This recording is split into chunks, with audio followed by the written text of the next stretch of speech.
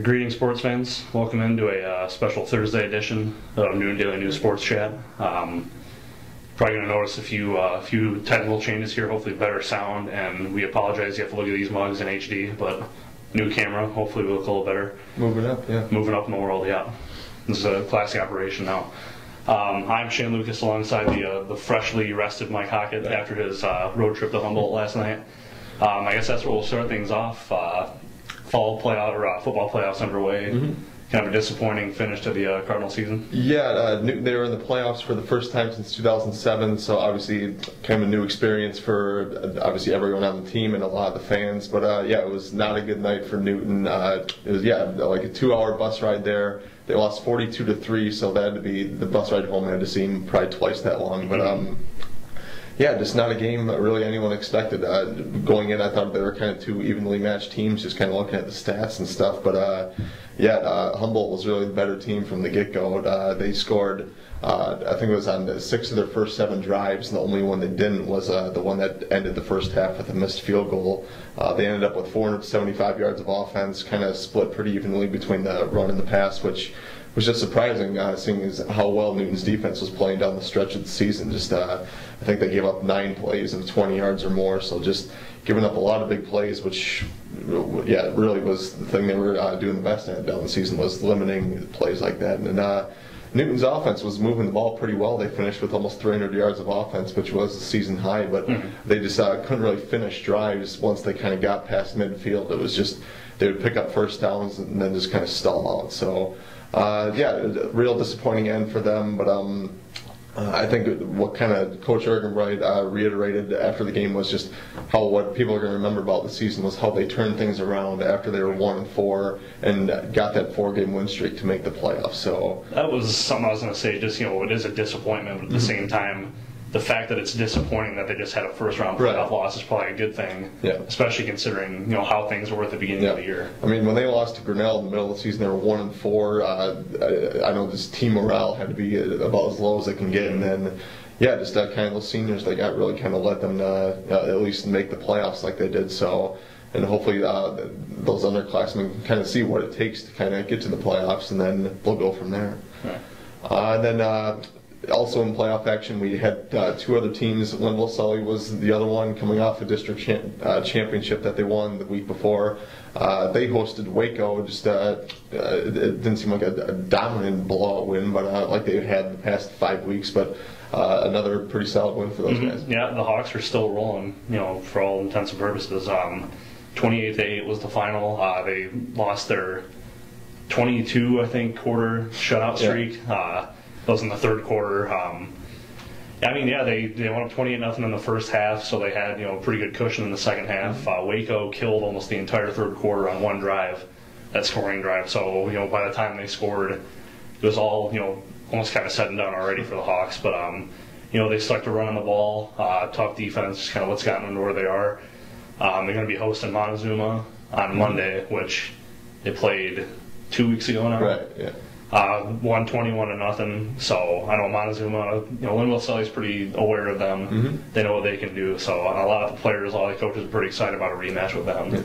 But that's where they are now. It's kind of interesting just how that culture of football has changed in Linville Sully, whereas 2 years ago they were still kind of a downtrodden team. They were 3-6. I think they had like 4 or 5 straight losing seasons, and now it just seems like they're a team that expects to win every week. Just with Coach Parkinson has done pretty amazing job. Yeah, just seeing Coach Parkinson and the rest of his coaching staff, they were just so engaged with the team.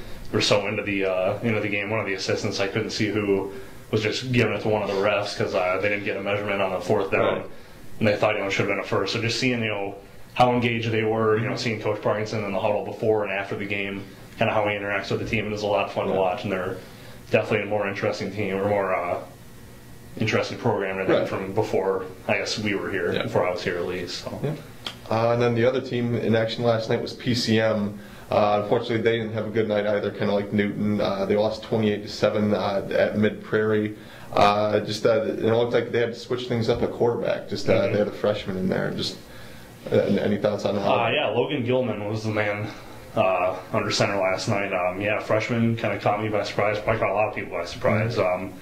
Seemed he did okay, 170 yards and an interception. yeah, obviously we weren't at the game. I can't really go into real specifics on that, but they did get their run game back a little bit. Blake McWilliams went for more than 100 yards, which they've been struggling with a lot this season. But yeah, interesting move putting Logan Gilman in there.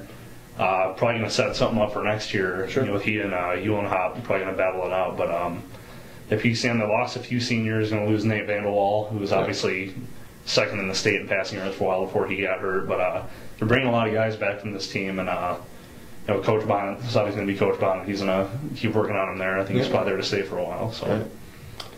So yeah, that pretty much finishes off our football. It was weird just being in the middle of the week instead of on a Friday. So now Linville Sully, they'll play on Tuesday when all the other second round games are. So they're the last of the Jasper County football teams we have left. So yeah, that takes care of football. Just kind of looking at some of the other sports, recapping earlier in the week. Newton volleyball, they kind of surprisingly, their season ended with their first regional game on Monday against Pella, which they had just beat. I think it was just a few days prior to that. Yeah, just a week prior to that. Yeah, and they beat them earlier in the season as well, twice. Heads up. It's kind of, I guess, not as bad of a kind of a disappointment as the football team, but you know, it was a surprising loss. Cruz in the first set, 25-14, I think is what it was. And then they just kind of after that kind of fell off the map. And the fourth set was a lot of fun to watch. It was real tight. Both fans, or the fan bases, were just going back and forth, kind of like putting the stores like a college basketball game, almost kind of the way everyone was interacting. So, yeah, they're losing Caitlin Camp, but they're bringing back everybody else, including Michaela Bleeker, who probably be all conference. They probably had a few other all conference selections. So, you know, probably next year going to be looking just as strong as this year, if not stronger. I think, they entered that game, I think they were 14th in the final ranking, so I got to imagine they'll probably start next season probably in the top 15. Yeah, I imagine so. Yeah. And then also on Monday in regional volleyball action, CMB hosted PCM. It was a matchup of two teams with sub 500 records, but obviously it's two Heart of Iowa Conference rivals.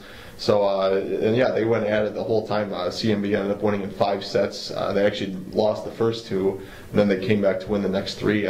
Each set was, 2-3 points difference. So it was an exciting match. I know CMB felt really good winning that one. And they'll play West Liberty tonight. And I'm trying to remember where that. I think it's in Williamsburg. Yeah. So it's a long road trip for them.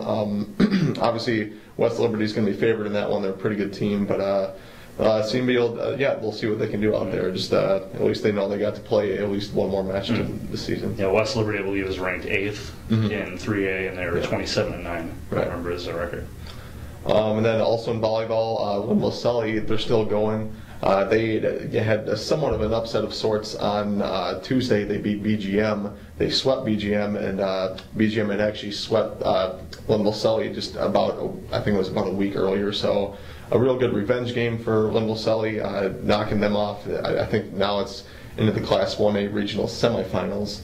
So, and they're definitely going to have their work cut out for them. They play Grundy Center, which is ranked the top team in the state.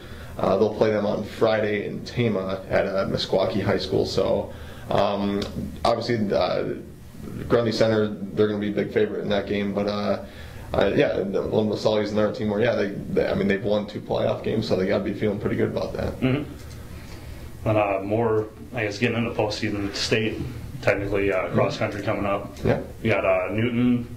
A few representatives from Newton, a few from Linville Sully, and a few from CMB. Yeah, this is. I've been here for 2 years. This is my 3rd fall season. This is by far the most cross-country runners we've had at state. Newton's got Grace Cohen, Cooper McDermott, 2 freshmen, kind of freshman sensations for them. They'll be starting the day off. I think they run at 11 a.m. and 11:30, and then the CMB girls and Linville Sully girls both made it. So I think there's 5 girls on Linville Sully that'll be running, and then CMB they have a full 7 that'll be running. Yeah, 7. And then also for CMB, Aaron Ward running on the boys' side. So I think that gives us it seems like 13 or 14 kids that'll be running there. So Jasper County will be well represented at Fort Dodge on Saturday. And then also on Saturday, the NCMP Aqua Girls, they have their state qualifying meet at Southeast Polk. they've had a real great season. Maybe you could say it's the best season that they've had in Coach Sarah Patterson's tenure there. So they'll definitely be looking to get a bunch of state qualifiers. I think they've had, I think last year they had 8 or 9, so they'll be looking to try to get about that many or more. And yeah, I could see them getting as many as, maybe as many as 10. So it should be a pretty productive Saturday for the Aqua girls there. And I think it's the top 24 individual times statewide end up going to state.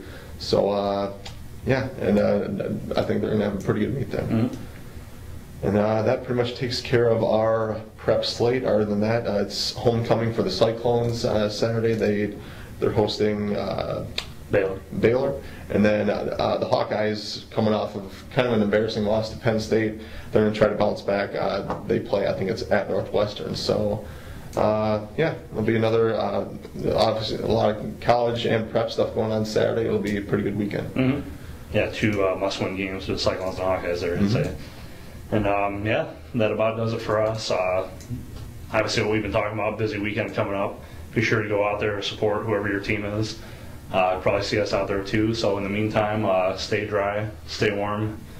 Getting cold out there, raining today. So at least it's not snowing yet. Yeah, we'll probably just jinxed it. Yeah. But we'll see you there. But yeah, have a good week, and we will see you next week.